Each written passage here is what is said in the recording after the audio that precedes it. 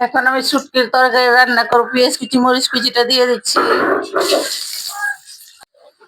মরিচ হলুদ গুঁড়ো, লবণটা দিয়ে দিচ্ছি।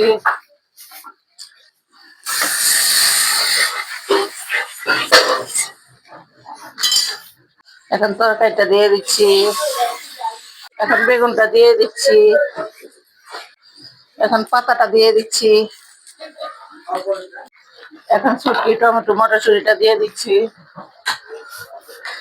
সাথে ধনে পাতা।